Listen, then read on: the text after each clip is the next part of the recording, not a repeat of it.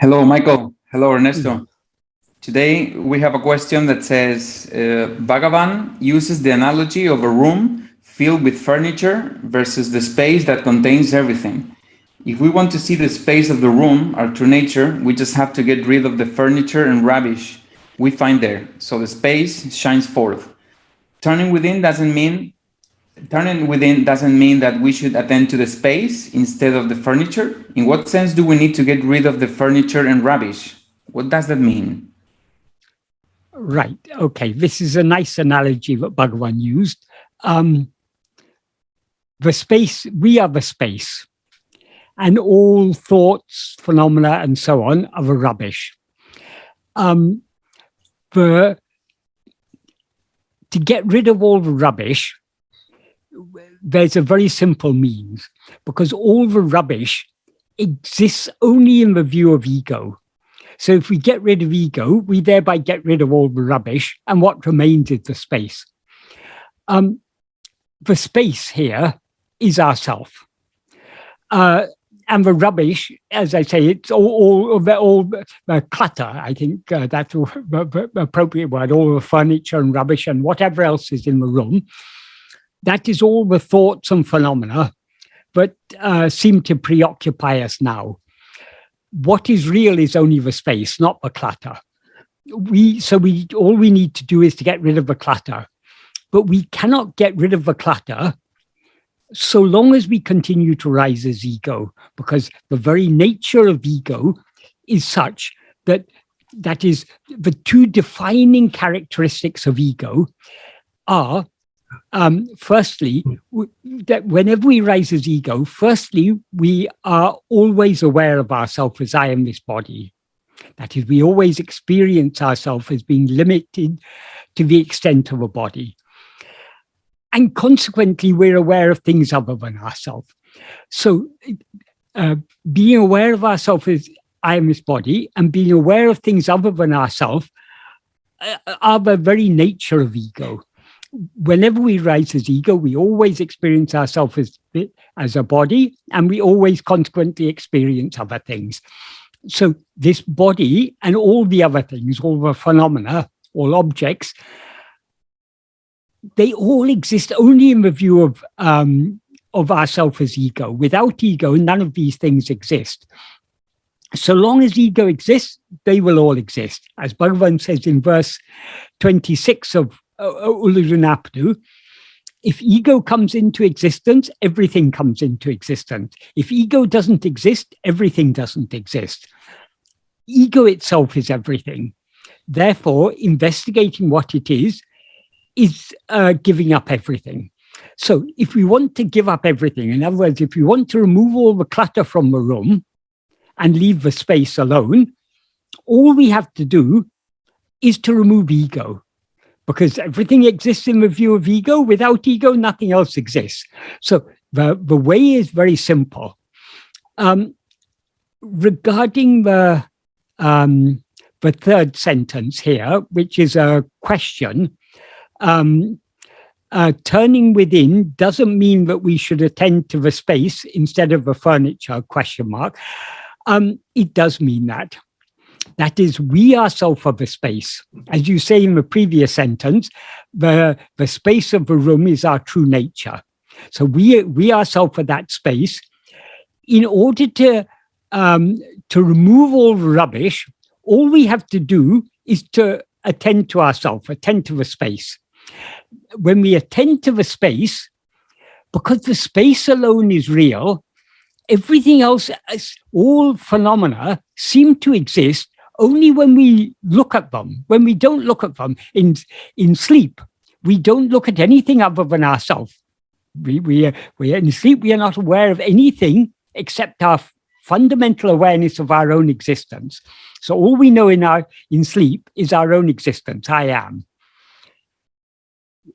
Because in sleep we don't rise as ego, and therefore we don't look at other things. As soon as we rise as ego, our attention moves away from ourselves towards other things.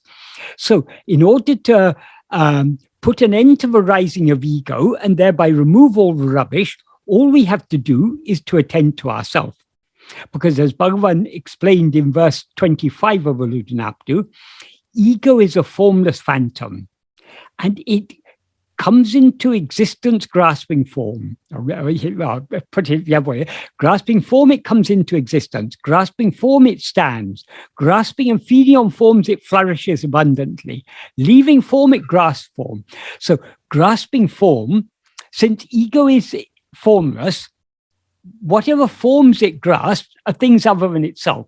So all the forms means objects or phenomena. In other words, all the rubbish in the room, they're all forms.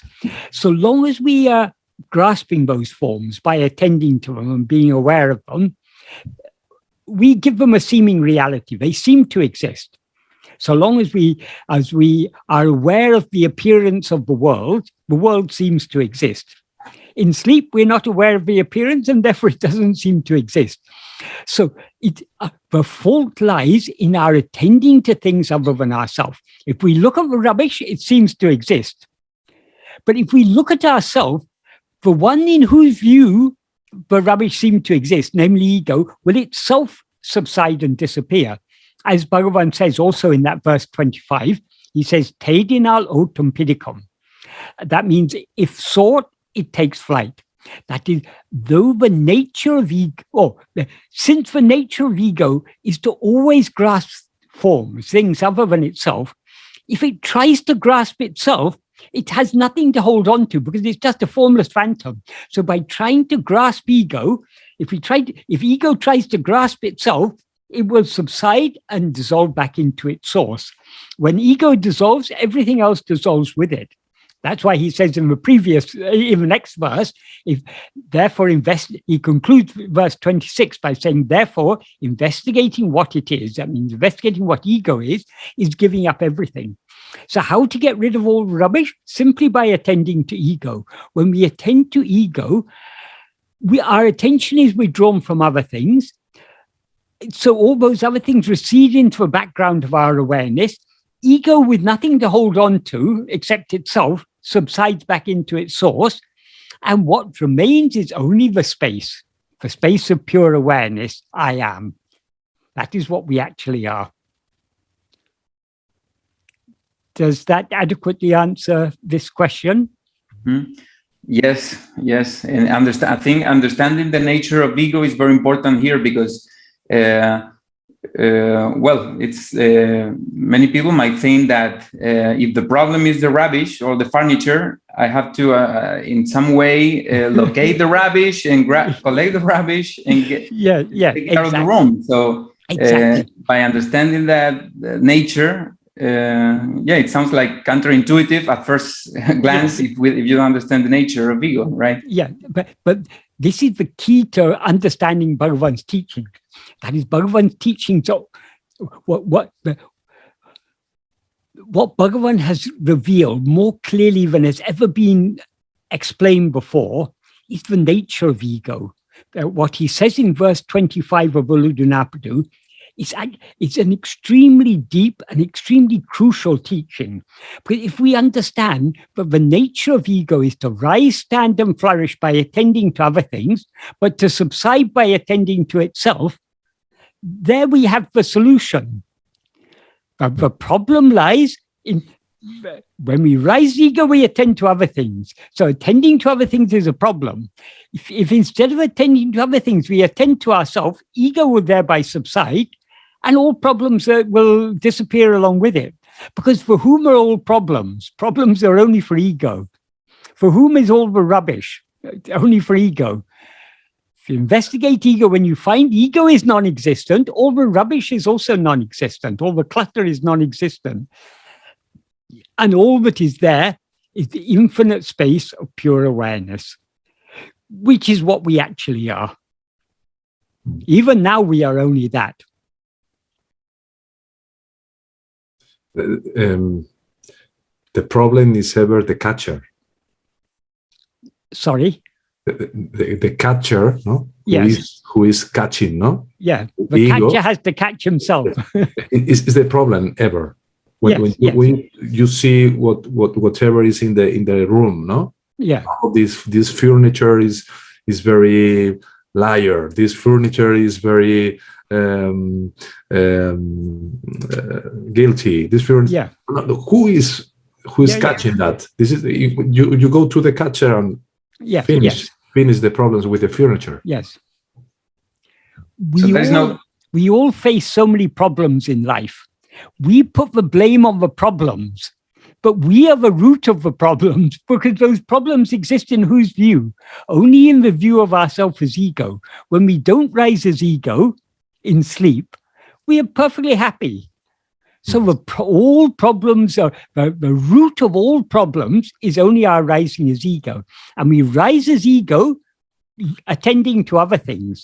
So if we, instead of attending to other things, if we look at ourselves to see who am I, ego will subside and disappear, and what we actually are, that alone will remain. Maybe the provisional problem is when the Chidabhasa appears very, very real, because our mind is so impure, no? And it will always appear that it will always seem real, so long as we're looking at other things. That is Chidabhasa. Chidabhasa means, it's often translated as a reflection of awareness, which is one sense, but the more essential meaning of a bhasa is a likeness or appearance. If you look in a mirror, you see your reflection. That reflection is a likeness of yourself, but it's not actually yourself. So the ego is the likeness of awareness. As ego, we seem to be aware, but ego is not a real awareness, because real awareness is aware only of what actually exists, which is just itself, nothing other than itself. So being aware of the existence of anything other than ourselves, that is Chittabhasa. That is the nature of ego. So long as we are attending to things other than ourselves, they seem to be real. Because why does all this seem to be real? In a dream, for example, so long as we are dreaming, the dream world seems to be real. Why does it seem to be real? Because while dreaming, we experience a dream body as ourself. Since we are real, when we experience that dream body as ourself, that dream body seems to be real. And since that dream body is a part of the dream world, the whole dream world seems to be real. Things other than ourselves will always seem to be real. We will seem to be real as ego, and everything else will seem to be real, so long as we rise as ego. So the only solution is to hold on to what is actually real. What is actually real is only I am. It is only because of that, because ego borrows its existence and awareness from I am, so ego seems to be real. It seems to be I am. But when we hold on to I am, all the adjuncts drop off, and I am alone remains, and that alone is what is real. In the example of Bhagavan of the furniture, no, of this topic, depends of the maturity of the aspirant, no? Yes.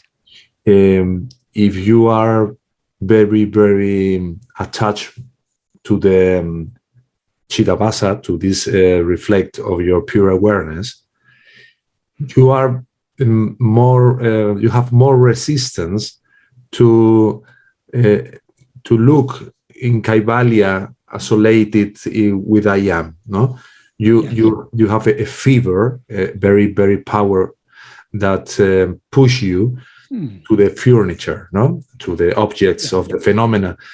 And what's your opinion, Carlos? No, what's your opinion about the necessity temporarily of do something with the furniture when you have not the determination, the maturity, the capacity to isolate it only in what I am? No, this is what I've too many years ago I listened to Stephen Bolinsky, no, this disciple of Nisargadatta, no, that is a psychotherapist, no. And he said that in function of the of the level of maturity of the aspirant, if you cannot isolate it in your pure awareness, because your idea of or your sense of I are very, very, very degree, no? Sometimes you need to observe the contents of a phenomenon without implication, trying to establish in what I am as a witness, before you can stay only as I am, absolutely isolated in Kaivalya. No? What's your opinion? Okay. There are many different spiritual paths which are suited to people at different levels of spiritual development. But none of their spiritual paths is a final solution. They may seem to solve the problem partially, but none of them is getting to the root of the problem, because the root of the problem is ourself as ego. It is only by investigating ego that we can get rid of it. So yeah, there may be so many other paths. There's yoga, there's bhakti, there's so many different types of meditation, different types of practices people do, different philosophies people have, different aims they have. Even about that is, everyone agrees moksha is our aim, liberation is our aim. But what is moksha? There's so many different conceptions of what is moksha. But if we have come to Bhagavan's path, if we are attracted to Bhagavan's path, we will recognize that this is the ultimate solution. So we are not to, that is, if people want to try to be a detached witness, it really, it's a very superficial practice, because we are always witnessing throughout the waking and dream state. We are constantly witnessing. The only difference is, if we take it as a practice, we are trying to imagine ourselves as detached. But the very act of attending is attachment. That is the word Bhagavan uses in verse 25, when he says, grasping form, it comes into existence. The word grasping is patri, which is an adverbial participle of the verb patru. Patru means grasping, holding, attaching. Patru as a noun means attachment. So the very act of attending to anything other than ourselves, we are attaching ourselves to it. We are holding it in our awareness. So there's no such thing as being a detached witness. The very act of attending to anything other than ourselves is an act of is attachment. We are attached. We are holding on to those things in our awareness.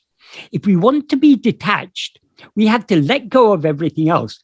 And the only way to effectively let go of everything else without falling into laya is to hold on to ourselves. If we just let go of other things, we will end up in laya. We will not. What the key to success, to eradicating ego, is to hold on to ourselves. It is necessary to let go of other things, but it is not sufficient. With every day when we fall asleep, we let go of everything. We become totally detached when we fall asleep. But that only results in manolaya. Sleep is a state of manolaya. It's a temporary dissolution of mind. We want to bring about the permanent dissolution of mind, manonasa. In order to achieve that manonasa, it is essential that we investigate ourselves, that we hold on to our fundamental awareness, I am. I think that the very important point here, no, is that we are trying to point to the radical solution as our ekagrata and focus, with no contemplations for other options. No, for example, Tom Das, in a video recently, I don't know if you know him, speak about the difference between Bhagavan teachings and Rupa Spira in the line of Atmananda, no, and Jan Klein, say that in this line of Atmananda, they're trying to align the body, speech, and mind with our true nature. This is the focus. This is the principal. Yes. And ultimate. We try to be only ourselves as what we really are. No, but we need to go in this process. But I think that the big difference, in this path, it is. that we point to the center of the dhyana. How is dhyana? Target. Right. We pointed to the center, to the target, all the time. Yes. And without concessions to other options. No? Yes.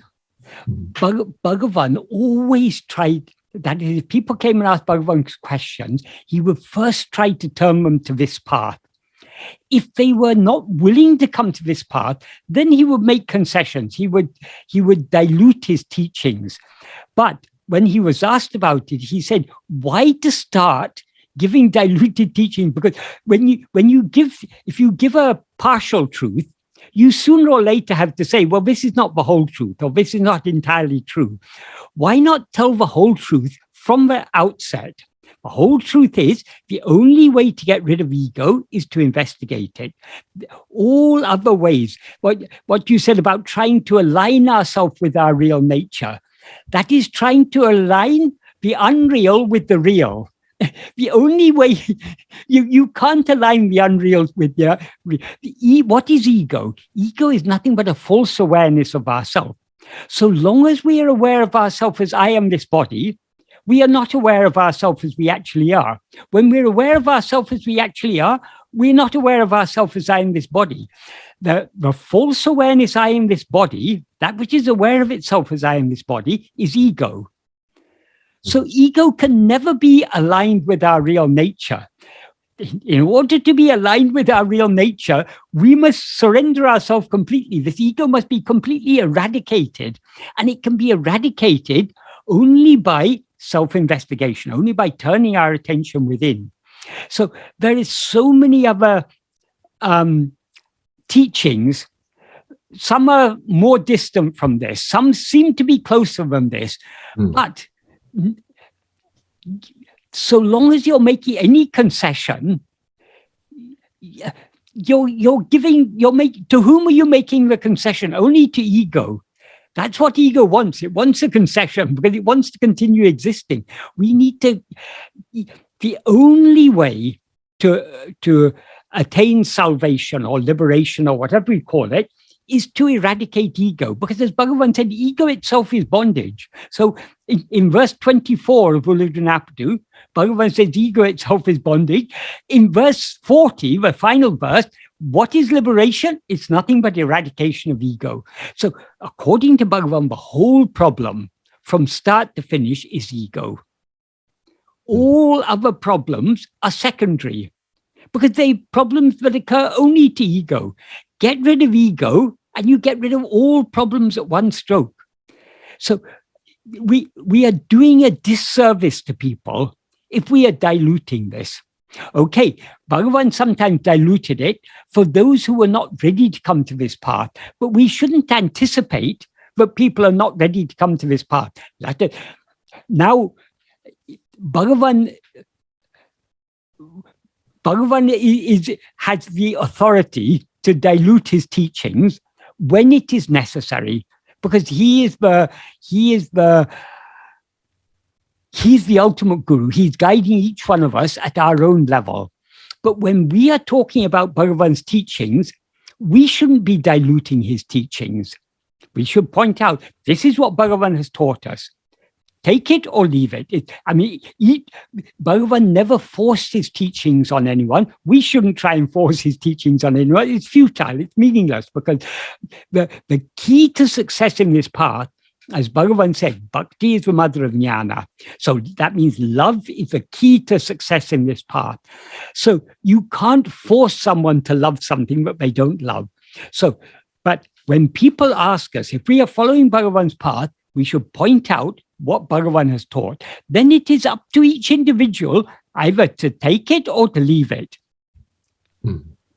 Yes. Maybe it is the I don't know, it's just I'm guessing, but maybe it's these concessions, as you say, that it's because if you don't really have trust that this practice of Atma-vichara is going to work, because it might seem like avoiding the problem, because the problem is in, as Ernesto said, no, in some specific problem or vasana that you have. So it might, I don't know, maybe if you don't have so much trust in this practice, maybe you think that you have to work with that.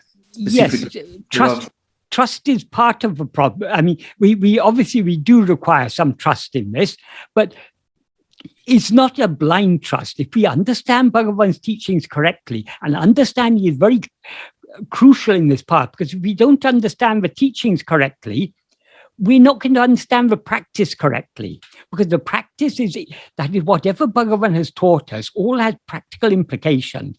So we need to clearly understand what he's taught us. And if we've understood, we will automatically trust it, because it is so clear and obvious that what he's saying is the truth.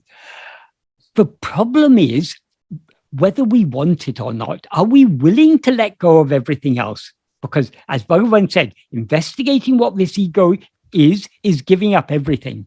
So in order to investigate ourselves, there must be a willingness to let go of everything else. If we are not willing to let go of other things, then we are not yet ready for this path. So when Bhagavan saw people who were not yet ready, who were not willing to come to this path, then he would give some other, he would dilute his teachings to the extent that was necessary to make it palatable. He wouldn't dilute to an unnecessary extent for each person. He would dilute to a certain extent, knowing that if they, sooner or later, they will be dissatisfied. If you follow any other path, you cannot attain infinite satisfaction by following any other path, because infinite satisfaction can be achieved only by the annihilation of ego. No other path can bring about the annihilation of ego. They may purify the mind, but sooner or later, that purified mind will then be dissatisfied with all other paths and will sooner or later come to this path. So also it's like, do you agree, Michael, that what keeps the Chijata Granti tied up are the vasanas? Yes. It's. I mean, that's what keeps the thing going. Yeah. So that is ego. It's natural to think that maybe working on the vasanas is the solution, instead of if you not understanding the teachings. I mean, it depends what we mean by working on the vasanas. The only way to work on the vasanas are inclinations. If we allow ourselves to be swayed by those inclinations, we are strengthening them. If we don't allow ourselves to be swayed by them, we are weakening them. So we work on vasanas by ignoring the vasanas and holding on to ourselves. Not doing any practice with the vasanas. No. Because that's again giving reality. The vasanas are inclinations. How can you get rid of an inclination by dwelling on it? You can get rid of an inclination only by not being swayed by it. That's the only way. But the only concession that we have to make in this path is that there is an ego. Otherwise, we would fall into this. Well, yes. That's our starting point. Right? To deny the ego. For ego to deny ego is the height of foolishness. Those people who say, "Oh, there's no ego, so nothing to worry about. All you need to do is to see the reality." Who is it who is saying there's no ego? It's only ego is saying there's no ego. So let's not fool ourselves. Ego is not real. Ego doesn't actually exist. But we have to acknowledge the fact. But now we seem to be ego, because so long as we seem to be ego, we have a problem. And so it's like, for example, it's like I just made it up. No, maybe it's like a kid that believes in Santa Claus, for example, and he seems real to the kid. Yeah, and you tell them, okay, investigate Santa Claus, look what he does, maybe go behind him, see what he does, and But even though you say that Santa Claus is false, is fake, the kid believes it's true. Yeah. In a way, I mean. But with the ego, it's not just a matter of belief. Yeah. Whether we believe in ego or not, we are ego. So ego is something that is so deeply rooted. It is a deeply rooted false awareness of ourselves. So it can be eradicated. It can be rooted out only by correct awareness of ourselves. This is why Atma-vichara, self-investigation, is the only way to eradicate ego. There cannot be any other way. Because since ego is a false awareness of ourselves, it can be eradicated only by correct awareness of ourselves. And how can we be correct awareness of ourselves means being aware of ourselves as we actually are. How can we be aware of ourselves as we actually are unless we look at ourselves? So long as we're looking away from ourselves, we are just perpetuating ego.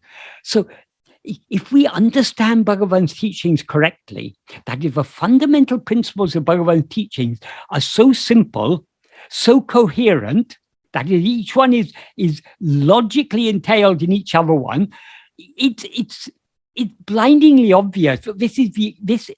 This has to be the only way. There cannot be any other way. So we need to have such, rather than saying trust, we need to have conviction. That conviction is, we gain that conviction partly by studying and thinking deeply about Bhagavan's teachings. But the conviction that we get by studying and thinking deeply about it, that can be strengthened only by this practice, because the more we practice this, the more the inner clarity shines forth. And the more inner clarity shines forth, the more the stronger our conviction, the clearer it will become that this is the only way. We need to be Talibans, no? Because this conviction of I have no problem with my life as an ego, no? I'm going to look, no, the salvation as these Talibans, no. We suicide is the only way to salvation, but suicide, ego-side, that word suicide, it means self. Killing oneself is killing this body is not ourself. So merely killing the body is not a solution. We need to kill ourselves. That is, we need to kill ego. But even though we kill ourselves, ultimately, at first the practice is aimed at weakening our vasanas, and ultimately. Let us not worry about vasanas. Weakening vasanas is it is a necessary effect of self-investigation, but our aim from the beginning shouldn't be. We should understand that weakening of vasanas is necessary, but we shouldn't be thinking about weakening vasanas when we're investigating ourselves. Right. When we're investigating ourselves, we have one aim and one aim alone. That is to know who am I. And weakening our vasanas means by trying to know who am I, the vasanas are thereby weakened. And weakening our vasanas means weakening our will. Yes. Weakening our will means weakening our liking to go outwards, our liking to attend to anything else. We are strengthening the other side of our will, which is the liking just to be as we are. That is, by weakening the vasanas we need to weaken are the Vishaya vasana, the inclination to attend to anything other than ourselves. The vasana we need to strengthen is Sat vasana, the inclination just to attend to and thereby to be what we actually are.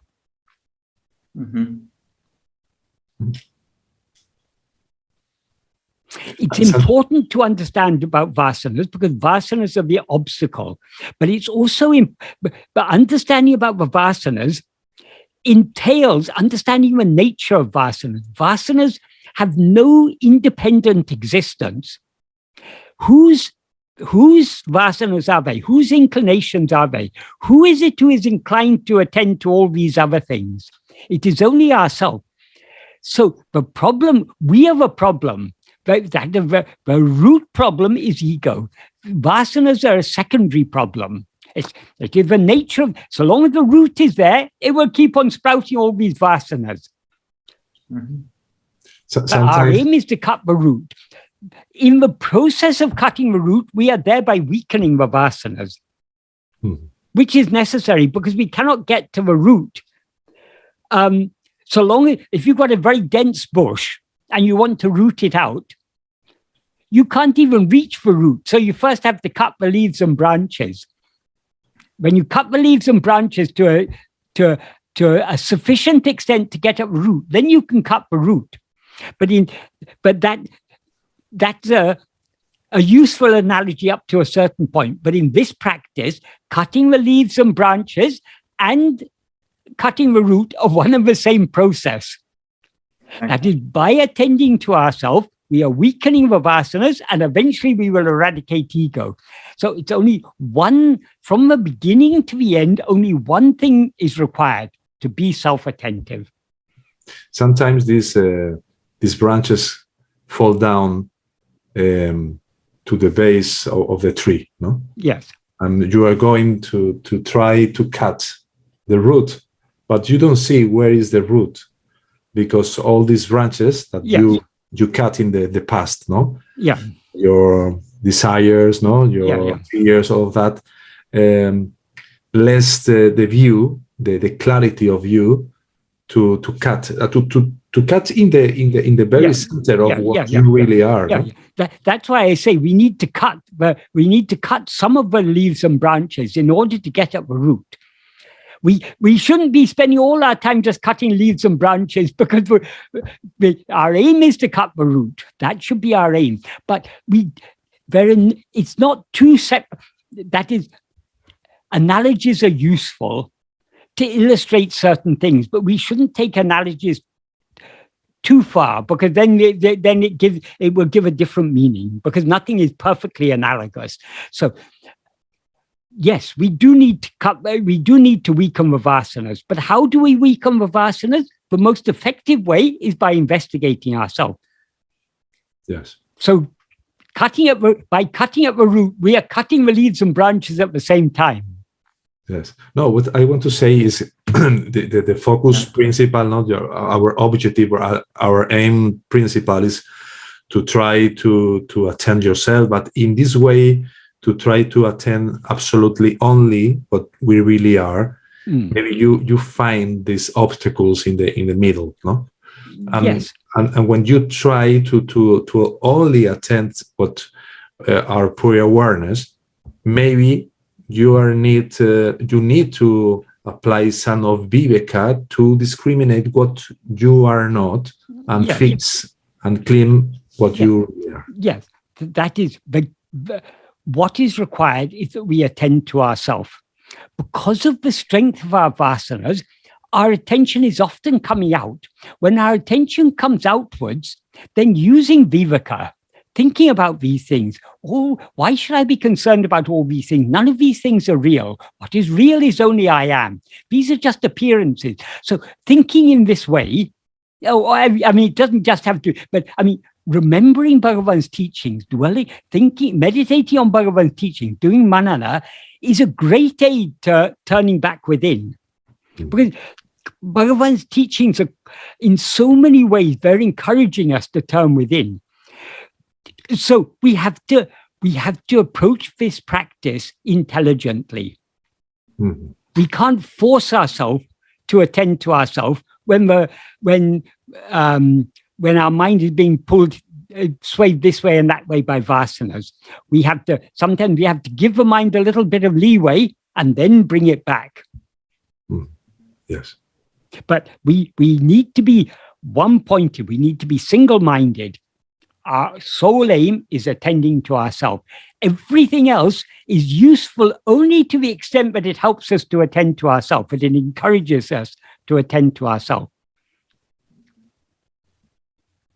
So going back to Bhagavan's teachings, what Bhagavan's teachings are all about is about this simple practice of being self-attentive, because this simple practice of being self-attentive is the one and only solution So when we allow our attention away from ourselves, we should remember Bhagavan's teachings and turn back within again. So that's the only kind of teachings are a great aid. That's the only furniture that is useful in the room. Yes. But again, we should be careful not to take analogies too far. Yeah, right. Yeah. because if we understand that analogy correctly, the only way to get that is, Bhagavan has said we should get rid of all the furniture, and then the space is already there. I mean, we don't have to bring in space from outside. Bhagavan sometimes said the space is always there. All we need to do is to clear out the furniture. But then, how to clear out the furniture? I don't know if anyone asked Bhagavan that. When Bhagavan said that, an intelligent person would ask, okay, Bhagavan, you say we have to clear out the furniture. How to clear out the furniture? Then he would have explained more deeply. In whose view does all the furniture exist? Only in the view of ego. If you get rid of ego, the furniture, you get rid of the furniture. So investigate ego. That's the implication of that analogy. That's what we should infer from that. We shouldn't just take the analogy. Oh, we've got to get rid of the furniture. So how do I get rid of all these thoughts and phenomena and all these things? And let me get rid of them one by one by one. We have completely misunderstood. So analogies can be very useful pointers, but we need to understand what is being pointed at. But rubbish is all phenomena. In whose view do all phenomena exist? Only in the view of ego. Get rid of ego, you get rid of all the clutter. In sleep, is there any clutter? In sleep, there's only that infinite space of pure awareness, that awareness of our own existence. That's all that exists in sleep. It's a totally uncluttered state. Why then do we experience so much clutter in waking and dream? Because we've risen as ego. Get rid of ego permanently, and you've got rid of all the clutter permanently. Yes, it's a very useful analogy. I like it very much. Yeah. It's true. You cannot take it too far, because otherwise it gets blurred. And with analogies, we always have to understand what is the purpose of the analogy, because any analogy you can misinterpret. Yeah, and add new interpretations or yeah. We need to understand what is the purpose of this analogy. What does it illustrate?